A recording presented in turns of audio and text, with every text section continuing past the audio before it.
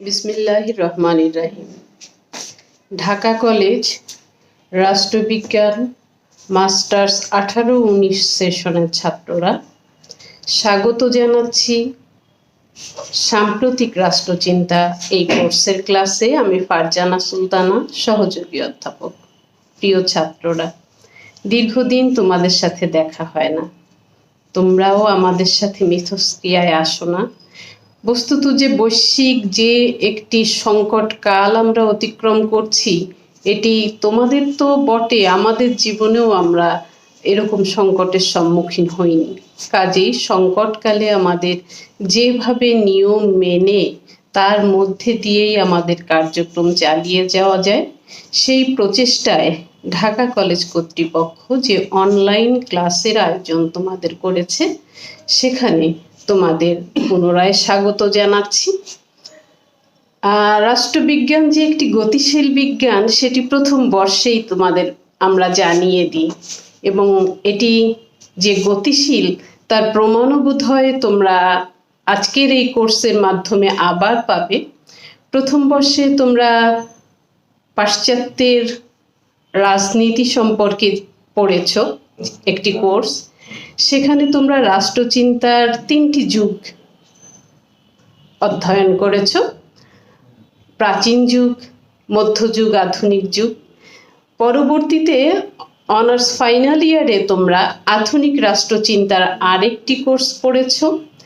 এবারে তারও পরের একটি স্টেজ সাম্প্রতিক সময় রাষ্ট্রচিন্তা, যেটি মূলত ধরে নেওয়া হয় যে দ্বিতীয় বিশ্বযুদ্ধের পর থেকে যে ফেজটির সূচনা হয়েছে বাস্তবতায়।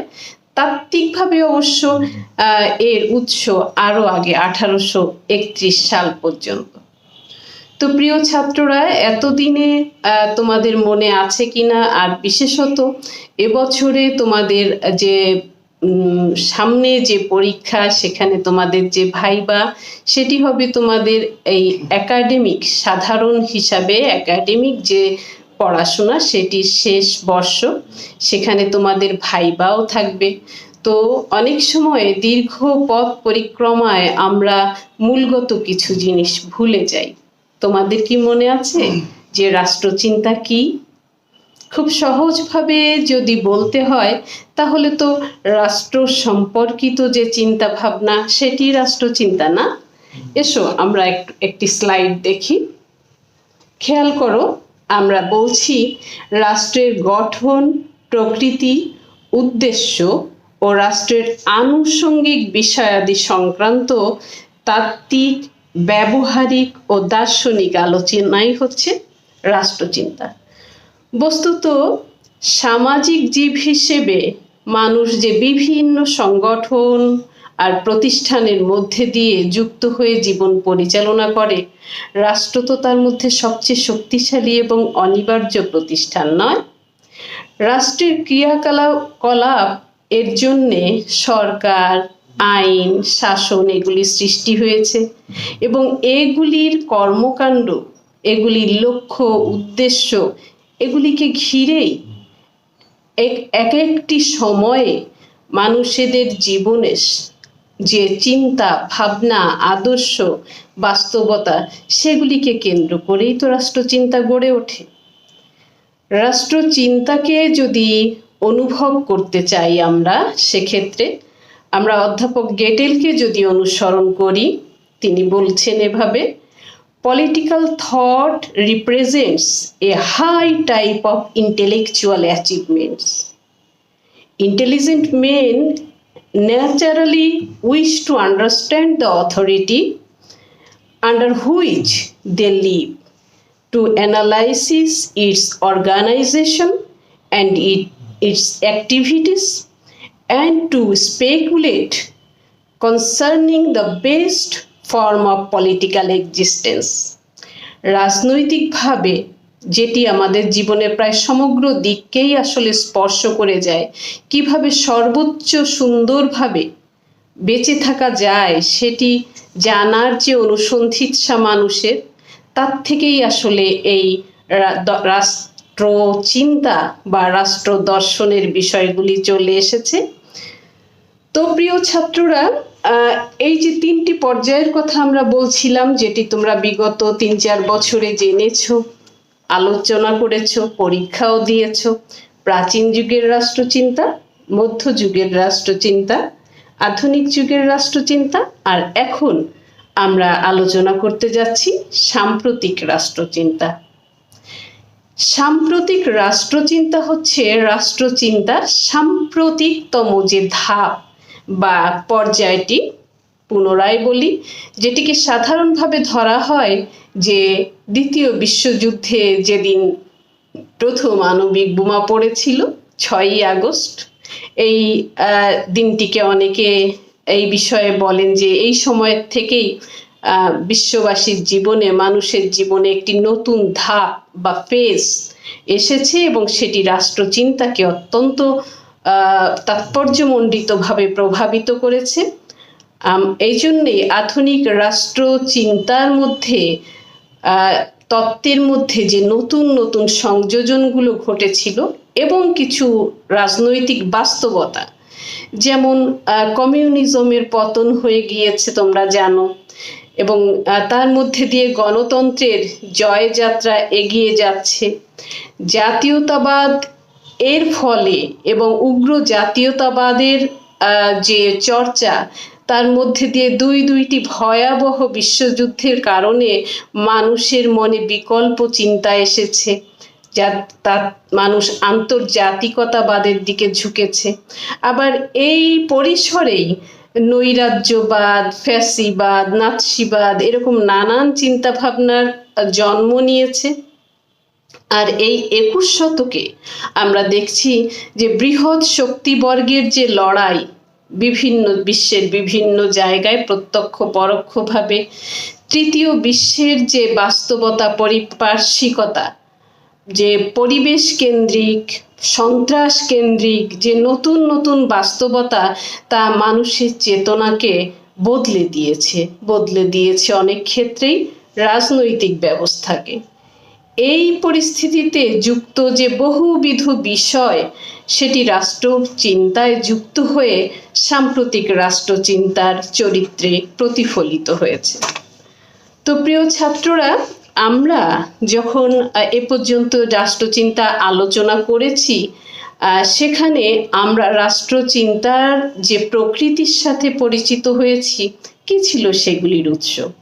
সেগুলির উৎস ছিল রাষ্ট্র দার্শনিকদের রচনাসমূহ, রাজনৈতিক প্রতিষ্ঠান, পদ্ধতি, ক্রিয়াকলাপের বিশ্লেষণ, সমকালীন বুদ্ধিবৃত্তিক পটভূমি, রাষ্ট্র ক্ষমতায় আসীন যেসব ব্যক্তিবর্গ, তাদের রচনা, বিবৃতি, জনমত, সরকারি নথিপত্র, দলিল দস্তাবেজ থেকে যে আকর, সেগুলি সংগ্রহ করেই আসলে এক একটা সময়ের রাষ্ট্রচিন্তাকে নির্মাণ করা হয়।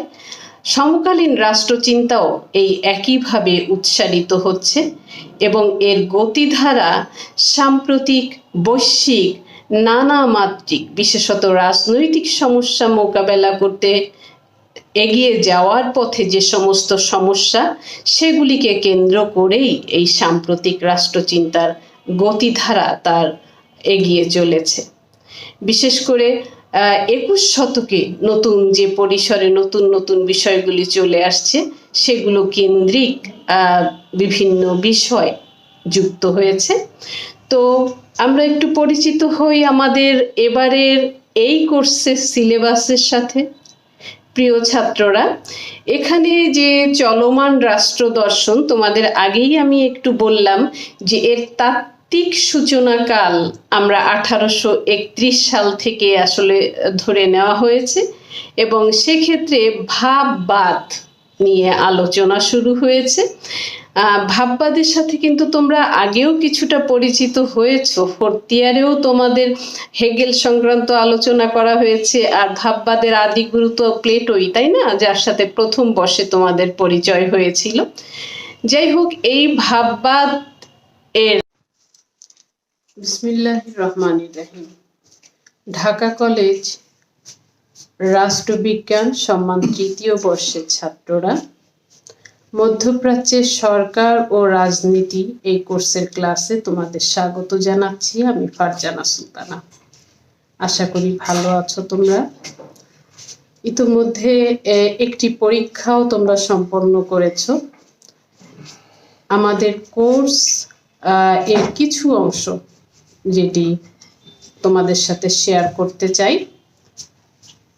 সেই পর্যায়ে আজকে আলোচনা করব ইরানের গণতন্ত্রের প্রকৃতি এবং গণতন্ত্রায়ন এই বিষয়ে। প্রিয় ছাত্ররা, ইরানের শাসন ব্যবস্থার সাথে এর আগে আমরা পরিচিত হয়েছি। 1979 সালে যে ইসলামী বিপ্লব হয়েছিল সেটির মধ্যে দিয়ে ইরানে 250 বছর ধরে প্রচলিত যে রাজতন্ত্র সেটির পতন ঘটে এবং প্রজাতান্ত্রিক শাসন ব্যবস্থা উত্থান ঘটে।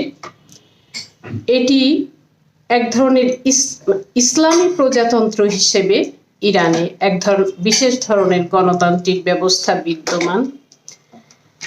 এই যে চর্চা, গণতান্ত্রিক চর্চা, সেটি আসলে 79 সালে প্রবর্তিত ইরানে যে সংবিধান, যেটি 89 সালে একবার সংশোধিত হয়েছিল, সেটির দ্বারা ইরানের সরকার ব্যবস্থাকে, রাজনৈতিক ব্যবস্থাকে সংজ্ঞায়িত করেছে ইসলামী প্রজাতন্ত্র এই নামে।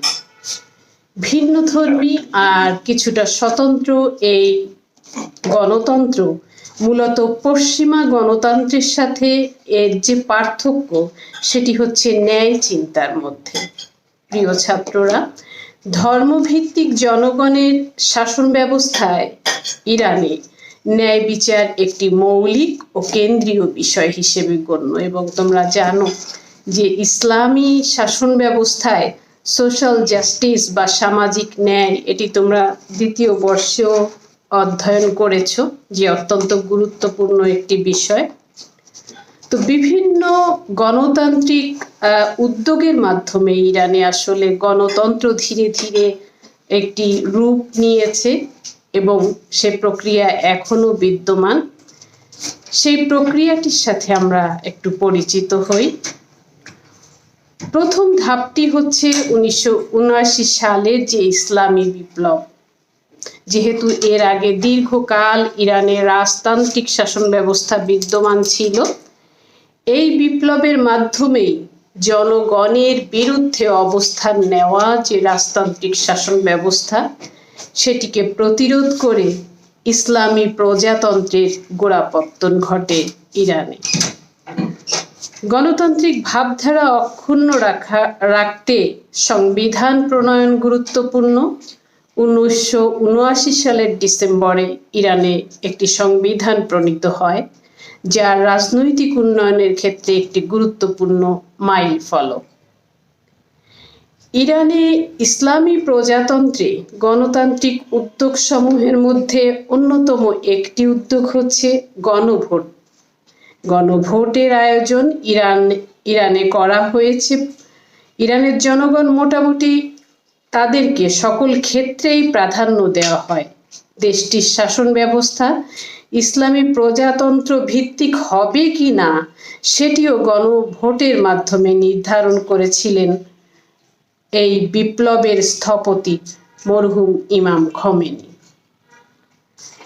ইসলামী প্রজাতন্ত্র হিসেবে প্রতিষ্ঠার মাধ্যমে ইরানে জনস্বার্থ রক্ষার দিকে গুরুত্ব আরোপ করা হয়।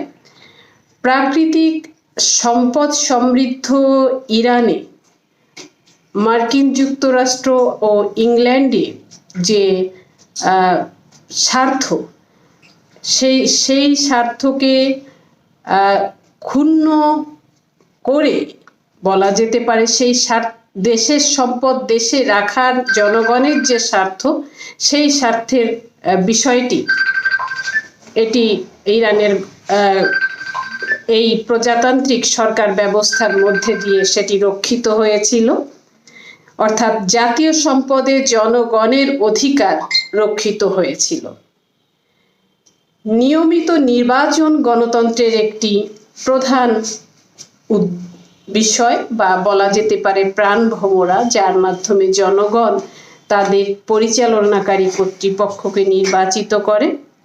ইরানে নিয়মতান্ত্রিকভাবে নির্বাচন হচ্ছে এবং এটি ধারাবাহিকভাবে ভিন্ন ভিন্ন অঞ্চলে বিভিন্ন সময়ে ইরানে নির্বাচন হতে থাকে। গণতন্ত্রের একটি অন্যতম বৈশিষ্ট্য হচ্ছে জনগণের বোধ এবং অংশগ্রহণ। প্রিয় ছাত্ররা, জাতীয়তাবাদী চেতনা মানুষের গণতান্ত্রিক ভাবধারাকে প্রভাবিত করে, তোমরা জানো। ইরানে প্রজাতন্ত্র প্রতিষ্ঠার মাধ্যমে জাতীয়তা বোধের চেতনা ইরানি জনগণের মধ্যে জাগিয়ে তোলা হয় এবং সাম্রাজ্যবাদী পাশ্চাত্য শক্তিগুলোকে শক্ত হাতে দমন করা হয়। ইরানের আভ্যন্তরীণ রাজনীতিতে যারা বিভিন্নভাবে প্রভাব বিস্তার করত, এই জাতীয়তাবাদী চেতনা সৃষ্টি ইরান প্রজাতন্ত্রের অন্যতম গণতান্ত্রিক উদ্যোগ। ইরানের সরকার জনগণের প্রতি শ্রদ্ধাশীলতা প্রদর্শন করে। জনগণও বিপ্লবকে টিকিয়ে রাখার জন্য, এই যে পরিবর্তন শাসন ব্যবস্থা, এটিকে টিকিয়ে রাখার জন্য সব ধরনের ত্যাগ ও কষ্ট স্বীকার করেছে। ইসলামী এ প্রজাতন্ত্রে স্বচ্ছতা ও জবাবদিহিতা রয়েছে বলে দেশটিতে নানা রকম রাজনৈতিক গোষ্ঠী, ধারা, উপধারা থাকলেও সকলে এই শাসন ব্যবস্থাকে টিকিয়ে রাখার সমর্থ। প্রিয় ছাত্ররা, জনগণের অংশগ্রহণ যে কোনো গণতান্ত্রিক রাষ্ট্রের একটি অপরিহার্য বিষয় যা ইরানে বিদ্যমান। ইসলামী বিপ্লবের বিজয় বার্ষিকীতে গণশোভাযাত্রায় সে দেশের জনগণের সব শ্রেণীর মানুষ যে অংশগ্রহণ করে, যা প্রজাতন্ত্রের গণতন্ত্রায়নকে প্রকাশ করে এবং বিভিন্ন কর্মকাণ্ডে জনসম্পৃক্ততা দৃশ্যমান। এই যে সরকার ব্যবস্থার প্রকৃতির মধ্যে গণতন্ত্রায়নের যে ঘ্রাণ আমরা ইরানে দেখতে পাই, তার স্বরূপকে যদি আমরা আরো একটু ভালোভাবে বুঝতে চাই, তাহলে আমরা ইরানের এই গণতন্ত্রের বা গণতন্ত্রায়নের যে বৈশিষ্ট্য সমূহ সেগুলোর দিকে খেয়াল করি। আমরা একটি স্লাইড দেখি প্রিয় ছাত্ররা। ইরানে বর্তমানে যে গণতন্ত্র প্রচলিত, তার বৈশিষ্ট্য যদি আমরা আলোচনা করতে যাই, সেক্ষেত্রে আমাদের প্রথমেই বলতে হবে এটি একটি স্বতন্ত্র ধারার গণতন্ত্র। তবে প্রচলিত পাশ্চাত্য ধারার যে গণতন্ত্র, তার বিরোধী এবং পাশ্চাত্য বিরোধী এক ধরনের মনোভাবও ইরানে কাজ করে। ইরানের বর্তমান যে গণতান্ত্রিক ব্যবস্থা প্রচলিত, তার সাথে এই পাশ্চাত্যের যে গণতান্ত্রিক পদ্ধতি, তার সাথে ব্যাপক অমিল বা বৈসাদৃশ্য দেখা যায়।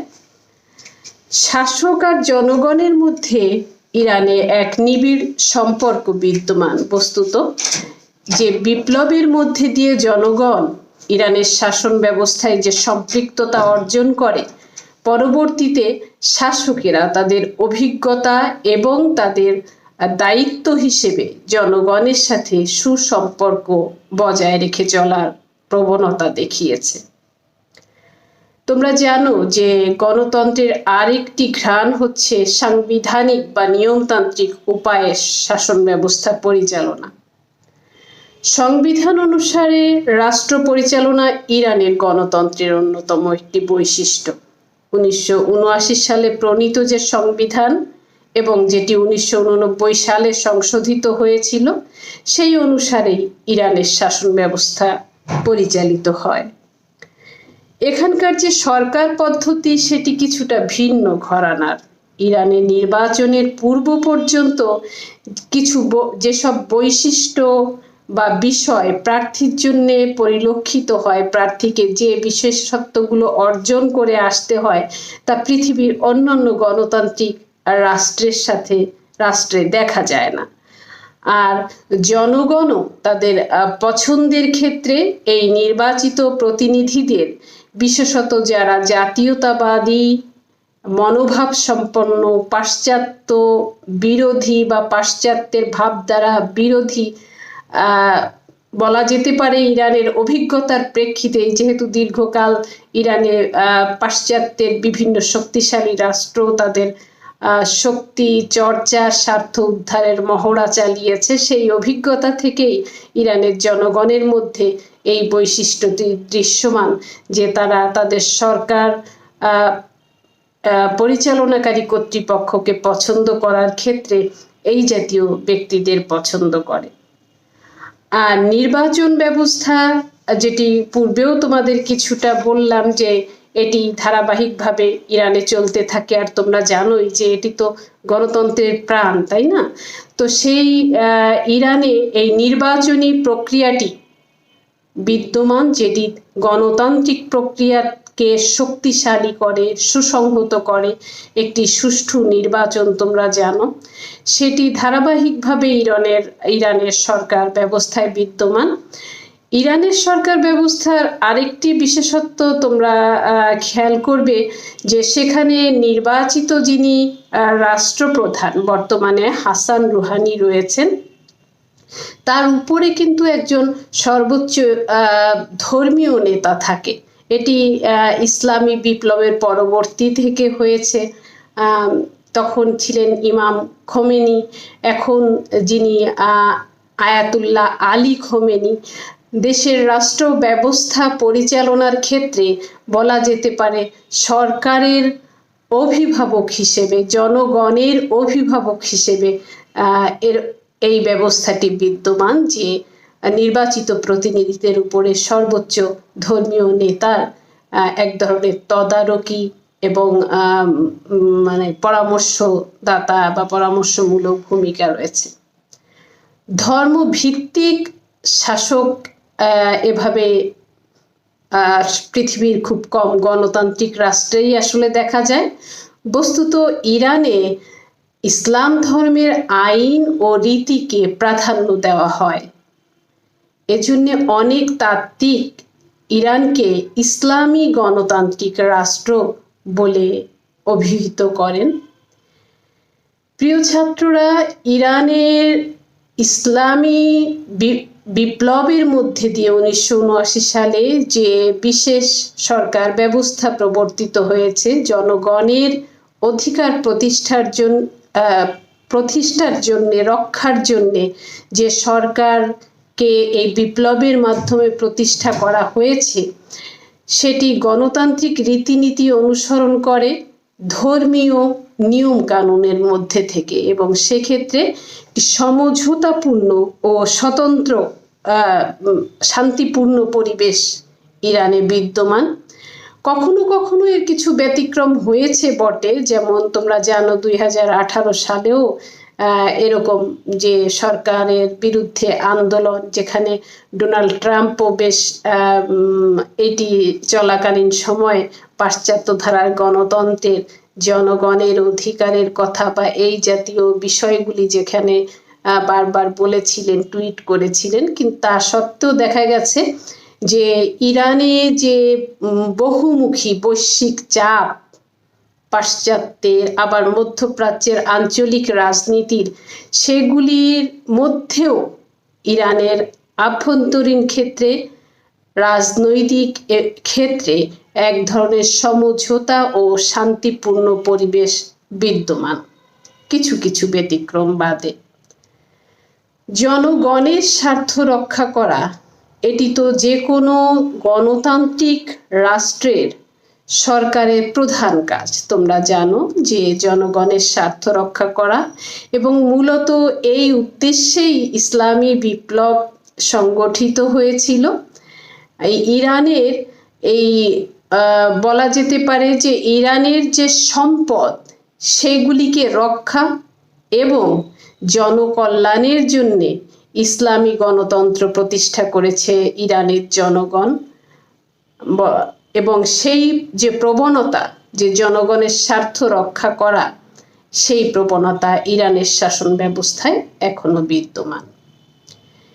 জনগণের মতামত ও অংশগ্রহণ ইরানের গণতান্ত্রিক রাজনৈতিক প্রক্রিয়ায় প্রাধান্য দেওয়া হয়। এমনকি ইসলামী বিপ্লবের পরেও এটি ইসলামী প্রজাতন্ত্র হবে কিনা সে বিষয়ে জনগণের মতামত নেওয়া হয়েছিল এবং জনগণের এই অংশগ্রহণ পরবর্তীতে আরও বেশি প্রসারিত হয়েছে। ইরানের সর্বশেষ যে নির্বাচন হয়েছে সেখানেও 95% জনগণ এই নির্বাচনে অংশগ্রহণ করেছে। সরকার ব্যবস্থার স্বচ্ছতা ও জবাবদিহিতা গণতন্ত্রের অন্যতম একটি ঘ্রাণ। প্রিয় ছাত্ররা, তোমরা জানো যে এই স্বচ্ছতা আর জবাবদিহিতার পরিবেশ নিশ্চিত করা সরকারের দায়িত্ব এবং সেক্ষেত্রে জনগণ পর্যবেক্ষক হিসেবে কাজ করে। তোমাদের মনে আছে হয়তো কথাটি, eternal vigilance is the price of liberty.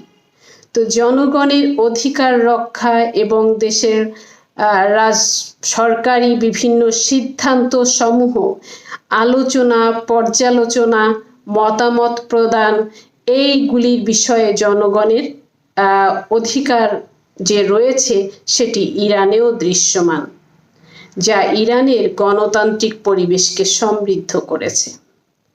2009 সালের আন্দোলন, 2018 সালের আন্দোলনে যেগুলি সরকারের সমালোচনামূলক আন্দোলন, সেই আন্দোলনগুলি ইরানের গণতান্ত্রিক প্রবণতার পরিচয়ই বহন করে। তোমরা জানো যে এক নায়কতান্ত্রিক অথবা অধিক কর্তৃত্বমূলক শাসন ব্যবস্থায় সাধারণভাবে জনগণের মত প্রকাশের বা জবাবদিহিতার, সরকারের জবাবদিহিতার যে প্রক্রিয়া সেটি সাধারণভাবে খুব দৃশ্যমান হয় না। সরকারের 3টি বিভাগের সমন্বয় গণতান্ত্রিক শাসন ব্যবস্থার অন্যতম প্রধান ঘ্রাণ এবং এটি রক্ষিত হলে আসলে গণতন্ত্রের পথ যাত্রা সহজ হয়। ইরানে আইন বিভাগ, শাসন বিভাগ ও বিচার বিভাগের মধ্যে সমন্বয় রয়েছে। পৃথিবীর অন্যান্য দেশেও যেরকম এই 3 বিভাগের সমন্বয় কম বেশি থাকাটা গণতন্ত্রের জন্যে, প্র্যাকটিসে হয়তো কোথাও কম বেশি থাকতে পারে, কিন্তু থাকাটা যে অপরিহার্য সে বিষয়টি ইরানেও দৃশ্যমান। প্রিয় ছাত্ররা, একটি সরকার ব্যবস্থায় বা গণতন্ত্রকে মতাদর্শগত দিক থেকে আমরা যদি দেখতে চাই, তাহলে সরকার গণতান্ত্রিক হওয়া তার চেয়ে কম নয় যে গণতন্ত্রকে গ্রহণের জন্যে জনগণের আগ্রহ, ইচ্ছা এবং গণতন্ত্রের জন্য ত্যাগ স্বীকার করা। গণতন্ত্রে যেহেতু জনগণের অংশগ্রহণ এবং পর্যবেক্ষণ একটি বড় বিষয়, সেই যে বিষয়টি সেটি ইরানের জনগণের মধ্যে রয়েছে। মূলত ইরানের জনগণ জাতীয়তাবাদী যে বোধে উদ্দীপ্ত হয়েছিল ইসলামী আন্দোলনের মধ্যে দিয়ে, এটি আসলে এই বোধটি এই আন্দোলনেরই ফসল। এই জাতীয়তাবাদী চেতনা ইরানের জনগণকে সমৃদ্ধ করেছে এবং এই প্রবণতা যে জাতীয়তাবাদী দেশাত্মবোধে, দেশপ্রেমে এবং জাতি হিসেবে একাত্মবোধ করে প্রয়োজনে কৃচ্ছ্রতা সাধন বা কষ্ট করার যে বিষয়টি, সেটি ইরানি গণতন্ত্রে বিদ্যমান রয়েছে। আরেকটি ব্যাপার সেটি তোমরা জানো যে কোনো গণতন্ত্র সফল হওয়ার অন্যতম একটি শর্ত হচ্ছে গণমাধ্যমের স্বাধীনতা। এবং গণমাধ্যমের স্বাধীনতা ছাড়া আসলে প্রকৃত অর্থে গণতন্ত্র দৃশ্যমান হয়ে ওঠে না। গণতন্ত্র সেভাবে ব্যাখ্যাত, পর্যালোচিত হওয়ার যে ব্যাপারটি, এটি প্রচার মাধ্যমেই হয়ে থাকে এবং এই প্রচার মাধ্যমের স্বাধীনতা ইরানে রয়েছে। গণমাধ্যম এখানে বলা যায় যে তারা নিরপেক্ষভাবে ভূমিকা পালন করতে পারছে। সংবাদ পরিবেশনের ক্ষেত্রে, পর্যালোচনা করার ক্ষেত্রে সেই পরিসরটি তাদের রয়েছে। যা ইরানে গণতন্ত্রের সাম্প্রতিক প্রবণতার স্বাক্ষর বহন করে। প্রিয় ছাত্ররা, ইরানের রাজনৈতিক কার্যক্রমে সর্বদাই জনগণের স্বাধীনতা আর মুক্তির বিষয়টিকে গুরুত্ব দেওয়া হয়েছে। বস্তুত রাজতন্ত্রের বিপরীতে যখন এই প্রজাতান্ত্রিক ঘরানার গণতান্ত্রিক সরকার ব্যবস্থা যখন থেকে সূচিত হয়েছে, সেটি তো সূচিতই হয়েছিল জনগণের অধিকার আর মুক্তির জন্যে। সেই বিষয়টিকে তারপর থেকে বেশ গুরুত্বই দেওয়া হয় এবং গণতান্ত্রিক কাঠামোর মধ্যে দিয়ে ইরানে বস্তুত ইসলামী মূলনীতিগুলোকে